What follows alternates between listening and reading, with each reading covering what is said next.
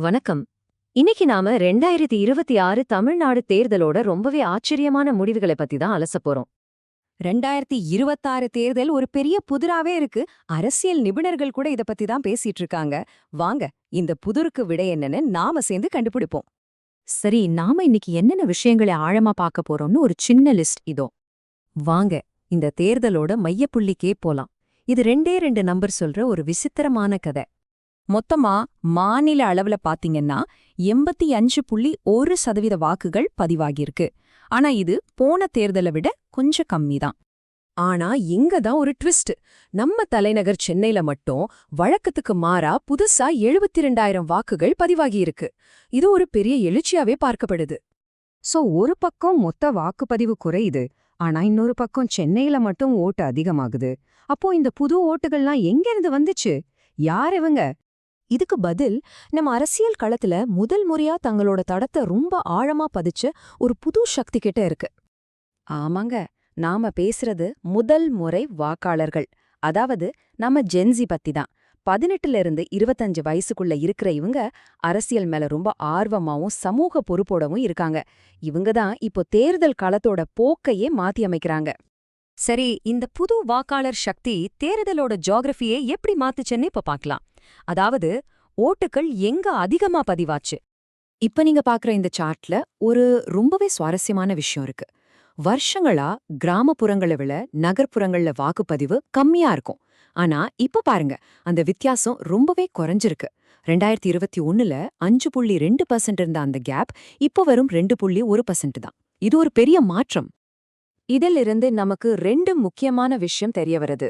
ஒன்னு, சென்னையில தேர்தல் ஆணையம் புதுசா 72,000 பேரை சேர்த்ததாலையும் இளைஞர்கள் அதிகமா ஓட்டு போட்டதாலையும் வாக்குப்பதிவு எகிரி இருக்கு. இன்னொன்னு, மேற்கு மண்டலத்துல ஒட்டுமொத்தமாவே வாக்குப்பதிவு ரொம்ப அதிகமா இருந்திருக்கு. இது தலைநகரை தாண்டி மத்த பகுதிகளிலும் மக்கள் ஆர்வமா இருந்தத காட்டுது. சரி, யார் ஓட்டு போட்டா, எங்க ஓட்டு போட்டான்னு பார்த்தாச்சு. ஆனா ரொம்ப முக்கியமான கேள்வி, ஏன் ஓட்டு போட்டாங்க? அவங்கள எது தூண்டுச்சு? இங்க முக்கியமான பாயிண்ட் என்னன்னா, இது வழக்கம் போல கட்சி பார்த்து ஓட்டு போட்ட மாதிரி இல்ல. இளைஞர்கள் ஸ்பெசிஃபிக்கான விஷயங்களுக்காக ஓட்டு போட்டிருக்காங்க. உதாரணமா, பெண்கள் பாதுகாப்பு, அவங்களுக்கான கொள்கைகள் வேணும்னு கேட்டது, ஆன்லைன்ல நடந்த பிரச்சாரங்களால வந்த சமூக விழிப்புணர்வு, அப்புறம் தயவு செஞ்சு உங்க ஓட்டை வீணாக்காதீங்கன்னு நடந்த ரெஸ்பான்சிபிள் ஓட்டிங் அப்பீல்ஸ்னு சொல்லலாம். குறிப்பா இளம்பெண் வாக்காளர்கள் தங்களோட பாதுகாப்பு சம்பந்தப்பட்ட விஷயங்களுக்கு அதிக முக்கியத்துவம் கொடுத்திருக்காங்க.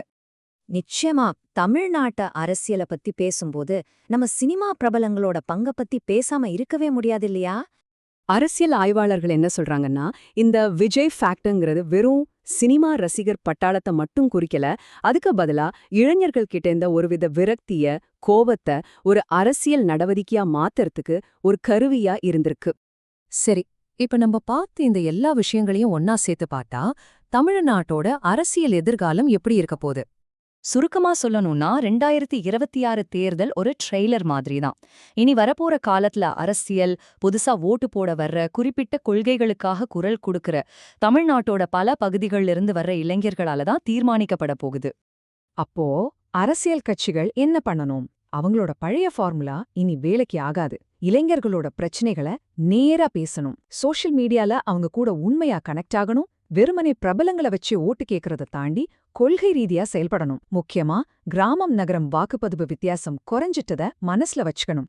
ஆக, அரசியல் கட்சிகளுக்கான கேள்வி இனிமே இளைஞர்களை ஓட்டு கேட்கலாமா வேணாமாங்கிறது இல்ல. கேள்வி இதுதான், அவங்களை எப்படி ஈர்க்க போறீங்க? இதுதான் தமிழ்நாட்டு அரசியலோட அடுத்த கட்டத்தையே தீர்மானிக்க போற ஒரு பெரிய சவால்.